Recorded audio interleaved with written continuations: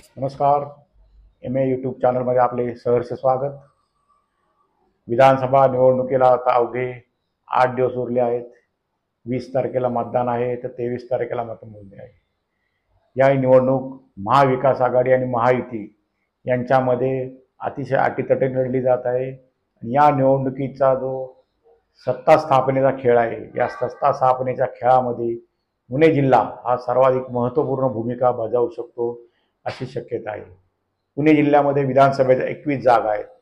2019च्या निवडणुकीमध्ये या 21 पैकी भारतीय जनता पार्टी आणि राष्ट्रवादी काँग्रेस यांनी सर्वाधिक जागा जिंकल्या. तर 2 जागा या काँग्रेसला मिळाल्या.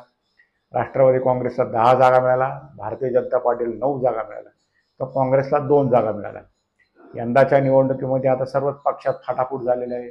2 शिवसेना झाल्या आहेत. राष्ट्रवादी काँग्रेसमध्ये देखील 2 गट पडलेले आहेत आणि या पार्श्वभूमीवर ही विधानसभा निवडणूक होत आहे. ही विधानसभा निवडणूक ही राष्ट्रवादीच्या 2 गटात पुणे जिल्ह्यामध्ये लढली जात आहे. त्याचबरोबर भारतीय जनता पार्टीला देखील महाविकास आघाडीने एक मोठे आव्हान निर्माण केलेले आहे.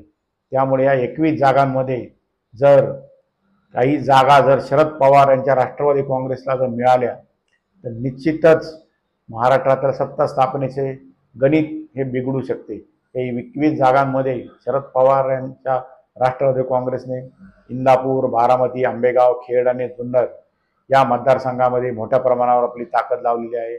मुळशीमध्ये देखील त्यांनी बंडखोर उमेदवाराच्या मागे आपली ताकद उभी केलेली आहे. त्यामुळे या मतदारसंघामध्ये काही घडू शकते अशी सध्याची स्थिती आहे. काँग्रेसला त्यांच्या 2 जागा मिळू शकतील अशी चिन्ह आहे. तर पुणे शहरातल्या ज्या 2 जागा राष्ट्रवादी काँग्रेसकडे आहेत त्या दोन्ही जागांवर राष्ट्रवादी काँग्रेसच्याच 2 गटामध्ये अटीतटीचा सामना होत आहे. याही मतदारसंघामध्ये काही स्थानिक मुद्द्यांमुळे वेगळे घडू शकतं.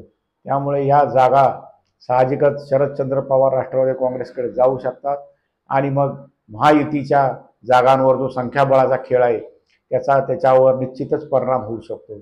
पुणे शहरामध्ये देखील काही जागामध्ये काँग्रेस आणि भारतीय जनता पार्टी यांच्यामध्ये अटीतटीचा असा संघर्ष आहे.